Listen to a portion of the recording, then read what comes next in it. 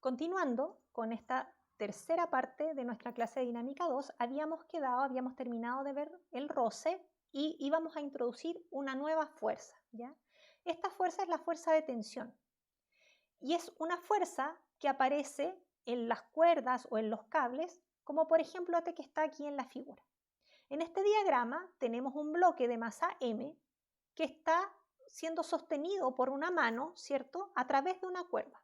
El bloque tiene adosado una cuerda con la cual yo la puedo sostener, ¿de acuerdo? Si yo hago los diagramas de cuerpo libre asociados a esto, voy a ver que sobre el bloque, ¿sí?, existe una fuerza, que es la fuerza peso, igual a m por g. Pero resulta que el bloque no se está moviendo porque está agarrado a la cuerda. Por lo tanto, yo sé que aquí entonces la cuerda está ejerciendo una fuerza sobre el bloque, ¿cierto? Si yo tengo esto tirado, que lo está sosteniendo y le impide caer. Esa fuerza es una fuerza T por tensión, ¿de acuerdo? Por otro lado, yo tengo la mano. Y en la mano, si yo tengo una cuerda con un peso, yo siento que la cuerda de alguna manera me tira hacia abajo, ¿sí? Y la forma en que me tira hacia abajo es porque tiene este bloque adosado en el otro extremo de la cuerda, ¿de acuerdo? Por lo tanto, la tensión también se siente en la mano, es decir, sobre la mano actúa una fuerza hacia abajo producido por la cuerda. Todas estas fuerzas que aparecen en estos cables, en estas cuerdas, se llaman tensión. Y si ustedes se fijan, en este caso es una fuerza que la cuerda ejerce sobre el bloque y que la mantiene en su posición, y en el caso de la mano es como la transmisión de esta fuerza interna T hacia la mano y que apunta hacia la otra dirección, ¿de acuerdo? Tienen que tener en vista que entre los extremos de una cuerda, si la cuerda no está acelerando, no puede aparecer una fuerza, ¿ya? Por lo tanto, estas tensiones por eso se van compensando las unas con las otras. Si yo hago el DCL del bloque, ¿cierto? Les decía, aparece mg y la fuerza T, ¿ya?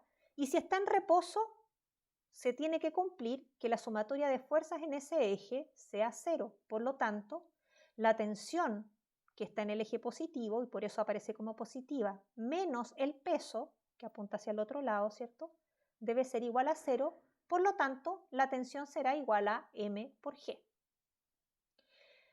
Tomemos un ejemplo. Aquí hay un hombre, ¿cierto?, que está tirando desde una caja a través de una cuerda, ¿ya? La caja está ahí y tiene alrededor de ella una cuerda de la cual el hombre tira con todas sus fuerzas hacia la derecha. La masa de la caja es 40 kilos, la fuerza de roce estático es 200 newton y la fuerza de roce cinético es 160, menor por todas las razones que ya habíamos visto en las diapositivas anteriores. La pregunta es, ¿cuál es la tensión que debe ejercer la cuerda sobre la caja para lograr moverla? ¿De acuerdo? ¿Cómo vamos a responder esa pregunta? Como lo hacemos siempre, haciendo un DCL. Y podemos ver aquí que si yo hago el DCL de la caja, voy a tener en el eje Y lo usual, el peso y la normal. Y en el eje X voy a tener la tensión de la cuerda, ¿cierto? Y por otro lado, una fuerza de roce estático. En estas condiciones, la caja no se movería, ¿cierto? Porque la fuerza de roce estático, si es estático todavía, significa que no la estoy logrando mover, ¿de acuerdo? Pero, ¿cuánto tendría yo que aumentar la fuerza para lograr moverla? Entonces, la tensión que tiene que tener la cuerda sobre el hombre, ¿cierto?, para que empiece a moverse, porque el hombre tira de la cuerda tira del hombre, por así decirlo, porque está adosada a la caja que no se mueve, ¿cierto? Y esas dos tensiones son iguales en sentido opuesto, ¿sí? Y actúan sobre cuerpos diferentes. Una actúa sobre la caja y la otra actúa sobre el hombre, entonces no se confundan con eso. ¿Qué pasa si la fuerza de tensión cuando la caja está en reposo es igual a 160 newtons? ¿La logro mover? La verdad es que no, porque cuando la caja está en reposo, la fuerza de roce estático es 200 newton, por lo tanto con 160 no la logro mover. La fuerza de roce estático en ese momento no va a valer 200 tampoco, va a valer 160. 200, el valor que aparece aquí, es el valor máximo de la fuerza de roce estático. Es el máximo valor que logra alcanzar. Pero si el hombre tira de la cuerda con una fuerza de 160 newtons y no la mueve, la fuerza de roce estático va a ser igual a 160. ¿Sí? ¿De acuerdo? Si la tensión fuera 160 y el roce fuera 200, ¿sí? ¿Hacia dónde aceleraría la caja? Hacia la izquierda. Y eso sí que no lo hemos visto nunca.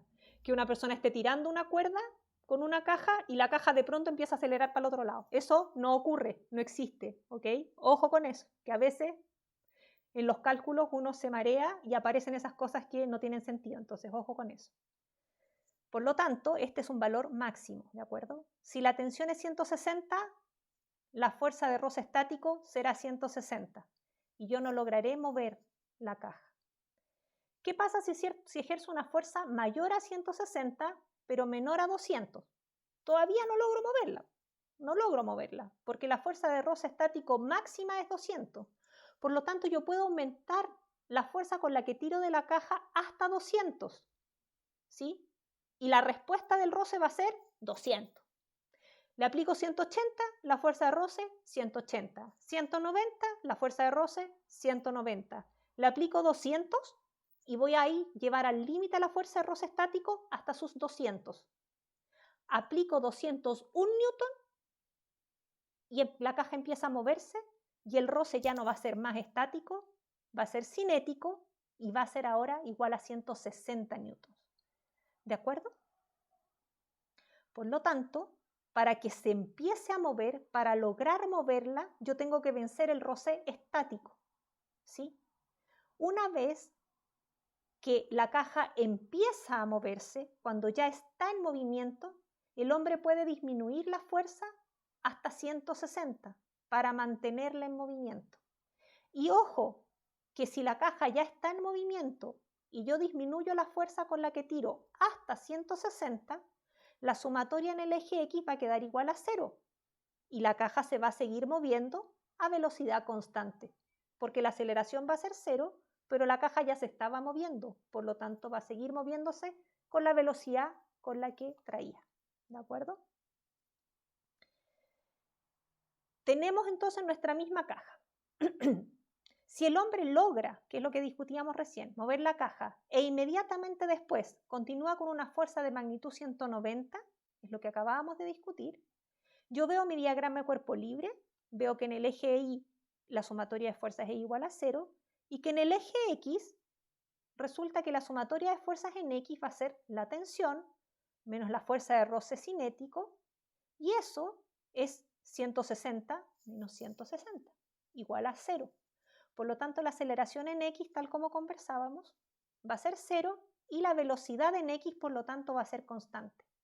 Por lo tanto, cuando yo aplico la fuerza suficiente como para empezar a moverla, la caja va momentáneamente a acelerar hacia la derecha, ¿cierto? Y va a alcanzar una cierta velocidad. Si yo disminuyo esa fuerza, la fuerza con la que la estoy tirando, ¿sí?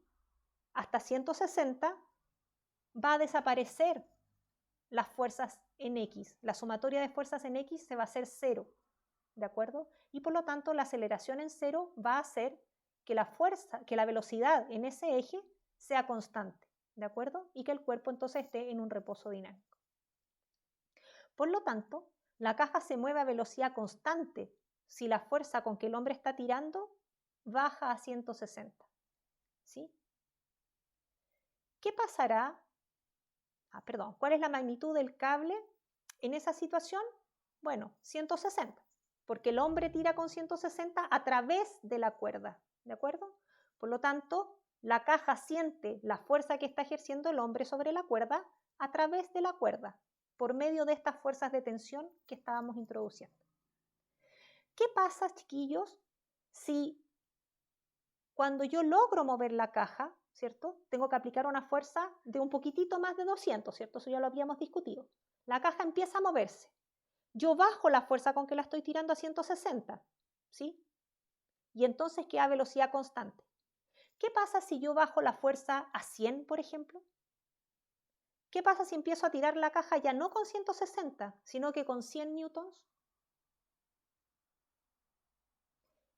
Si ustedes hacen lo mismo que hicimos acá, se van a dar cuenta que voy a tener aquí 100 menos 160 igual a menos 60. Por lo tanto, va a aparecer una aceleración, ¿cierto? Que va a ser igual a menos 60 partido por 40, la masa. Y esa aceleración es negativa. Por lo tanto, lo que va a pasar es que voy a tener una velocidad hacia la derecha, que ya va a haber adquirido la caja, y una aceleración que va a apuntar hacia la izquierda. Por lo tanto, esa caja va a empezar a disminuir la magnitud de su velocidad hasta que se detenga. Y ahí entramos otra vez a tener un roce estático y nos va a costar otra vez un poquitito más de 200 sacarla de ahí. ¿Se entiende? Espero que sí. Un problema para reflexionar en sus hogares. Veamos entonces el mismo ejemplo que teníamos anteriormente y fijémonos ahora en qué es lo que tiene que pasar con el hombre para que pueda ejercer estas fuerzas, ya sea de 160, 180, 190, 200, un poquitito más, ¿ya? Este hombre, para poder tirar, tiene que estar apoyado en el suelo, ¿cierto?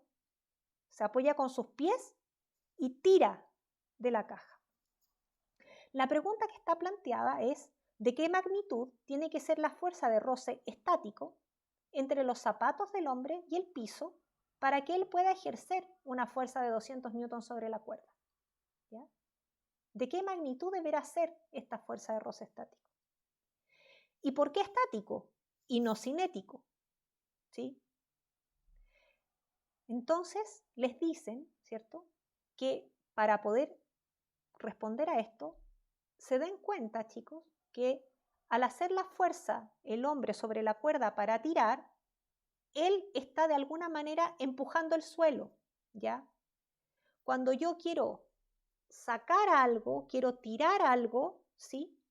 Lo que me ocurre es que yo empujo el suelo y al empujar el suelo estoy haciendo la fuerza para tirar algo. Si ustedes juegan a esos juegos de tirar la cuerda, ocurre al revés. Alguien los está tirando y ustedes están tratando de traer la cuerda hacia ustedes. Y si ustedes juegan esto en el barro, ven cómo se resbalan en el barro, ¿cierto? Entonces, piensen en ese tipo de cosas para saber entonces cómo tiene que ser esa fuerza entre los zapatos del hombre y el suelo para que este hombre pueda efectivamente tirar de la caja. Piensen también, por ejemplo, qué pasa si yo quisiera mover esta caja y el piso estuviera resbaloso, ¿sí? Si en realidad el roce fuera bajito, ¿sería tan fácil aplicar esa fuerza? Bueno, eso que les quede como una reflexión de esta clase y que podemos discutir en seminario si no lo lograron deducir, ¿ya? Vamos a terminar esta serie de clases hablando de elasticidad, pero eso lo vamos a hacer en otro video para que quede separado, ¿ya?